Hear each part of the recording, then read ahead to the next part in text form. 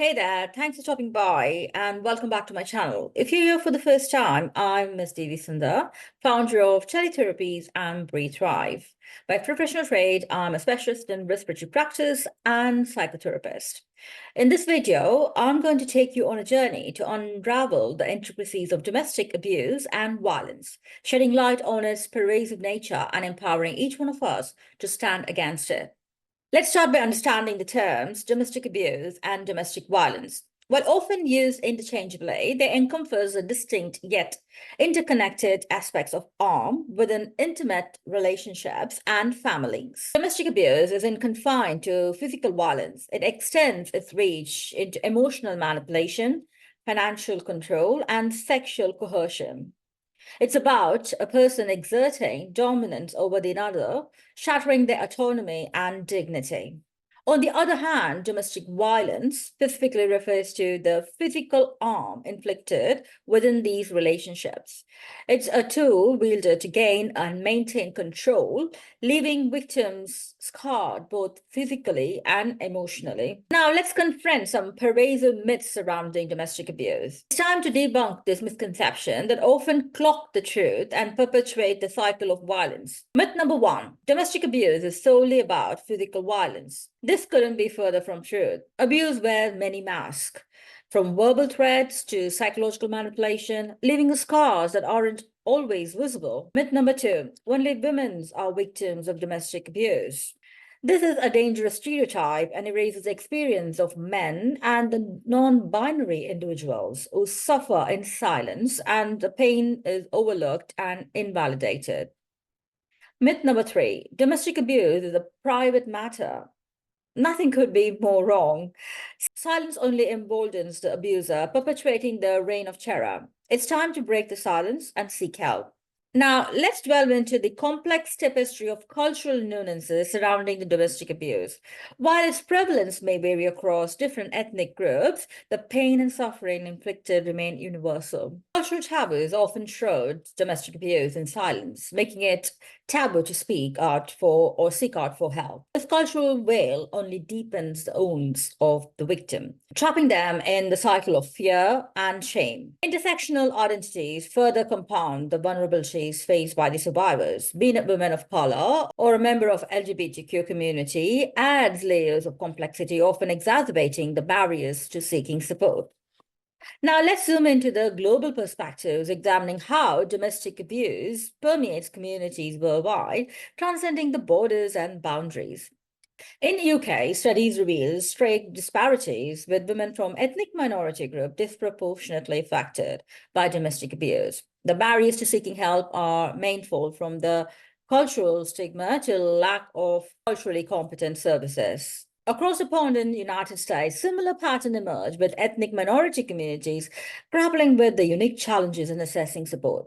From Asian American and Pacific Islanders communities to African American and Hispanic Latino population, the struggle is real. Now, let's shine light on India, where the prevalence of domestic violence paints a grim picture. Cultural norms and societal expectation often justify violence against women, perpetuating a cycle of abuse. The National Family Health Survey reveals alarming attitude toward domestic violence, with a significant portion of them, both men and women, justifying abusive behavior. NFHS for data reveals that 41.2% of men in the country supported abuse against women. In Telangana, 75.4% of men agreed with at least one reason for hitting or beating the wife, ranking the highest in India for justifying abuse against wives. In Andhra Pradesh, 66.9% of men supported spousal violence, followed by 62.9% in Tamil Nadu and 58.1% in Kerala, 57.5% in Karnataka, and 57.4% in Puducherry. Sikkim had the lowest support for violence against wives, with only 6.1% of men and 7.9% of women surveyed justified abuse, which means Sikkim has the lowest rate of domestic violence against men or women.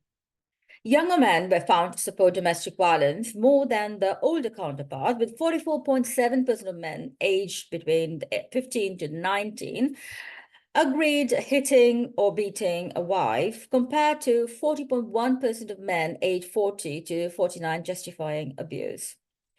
Attitudes towards domestic violence. We are now looking at the attitude towards domestic violence. It seems to be influenced by the lived experiences.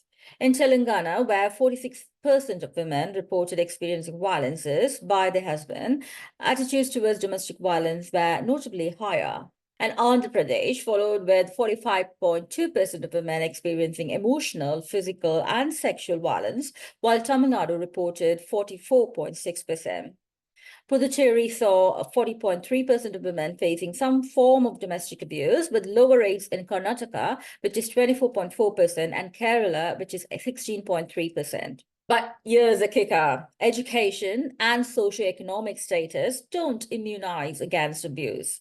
Even in educated circles, the toxic tendrils of coercive control and patriarchal dominance persist. Coercive control, a sensitive form of abuse, seeks to subjugate partners, eroding their autonomy and self-worth. Education alone won't dismantle this oppressive system. We must challenge patriarchal norms at their core. Now, let's unravel the underlying factors that fuel domestic violence, from learned behavior to a deep-seated belief system. Domestic violence isn't innate, it's learned. Children who witness the abuse in their family grow up internalizing these destructive patterns. The physical or psychological violence are acceptable ways to solve conflict, perpetuating the cycle in the adulthood. But here's a silver lining. It's possible to unlearn the violence and break free from the grip. Now, let's look into what are the common factors being supported for people doing the domestic violence. From childhood trauma to ingrained gender ideologies, a myriad of factors has been given as an excuse for domestic violence. The factors such as personality disorders, substance use, cultural attitudes, gender ideologies, low self-esteem, struggling with anger management, insecurity, all sorts of excuses. But let's be clear, none of these excuses justify abusive behavior. Now, let's shift our focus to the different forms of domestic abuse that can take place, ranging from sexual, physical violence to emotional, male privilege, and economic control. So now, a question arises, what are the signs of abuse in this educated society? It's crucial to recognize the signs of abuse, from financial manipulation to emotional torment. Signs of financial abuse. All the finances are under your partner's name. Your name is used for legal documents without your permission. You have an allowance that's often unrealistic and not self-imposed. You're not allowed to work or have an income. Signs of sexual abuse. You're forced into sexual acts or sex work. You're armed during intimacy or sexually assaulted. Birth control is either withheld or forced on you without your consent. Signs of physical abuse. You experience physical assault. Unwanted rough play occurs. Partner aggression is directed at things you care about, like your belongings, your children, or your pets. You're punished with deliberate, reckless driving. You're forced or pressured into taking substances non-consensually. Your partner withholds food, water, or prevents you to sleep. Your partner holds you down or keeps you imprisoned. Now, let's look into the signs of emotional abuse. Your partner devalues or dismisses your beliefs. Your partner withholds your praise or appreciation. Your partner is excessively jealous. You are accused of constant infidelity. Your partner makes you feel as though you deserve to be punished. Signs of verbal abuse. Your partner insults and demeans you. Your partner belittles you in front of others. You're called names. Your partner yells, screams, or rages at you. Signs of control and isolation. Your phone calls, text messages, or emails are constantly monitored. Your partner demands you prove where you are at whenever you are apart. You can't wear certain clothes do your hair in a certain way, or wear makeup, or else your partner guilts or punishes you. You're not allowed to see family and friends. Your partner stops you from attending social events. Patriarchal dominance. Your partner refuses to do certain women-only chores. You're expected to behave in a submissive way. You're not allowed to contribute to decision. Abuse isn't always over. It can lurk in the shadows, masquerading as love or concern. Now, let's explore the root cause of domestic abuse, acknowledging that it's a choice made by the abuser, not a consequence of external factors. Regardless of the circumstances, there's no excuse for abuse.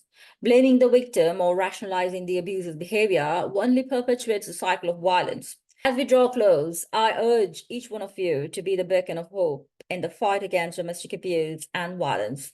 To honor the Mental Health Awareness Month, Teletherapies Limited is pleased to invite you to a complimentary 60 minutes workshop focusing on understanding and addressing domestic abuse.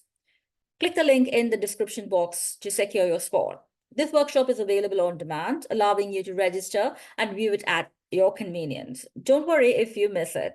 You can watch it in your own time. Join us as we shed light on this important topic and empower ourselves with the knowledge and strategies to address domestic abuse effectively. As a part of Mental Health Awareness Month, this complimentary workshop is dedicated as a fundraiser for Caring for Communities and People in Gloucestershire, CCP. CCP provides supportive environment for vulnerable individuals, assisting them in developing independent living skills and help them to transition from a supported living to a resilient, self-resilient way of living through tailored action plans and community-based support services. Together, we can shatter the silence, dismantle the oppressive systems, and create a world where love doesn't hurt. Until next time, stay safe, stay empowered, and never forget you're worthy of love and respect. Signing off, Devi Sundar.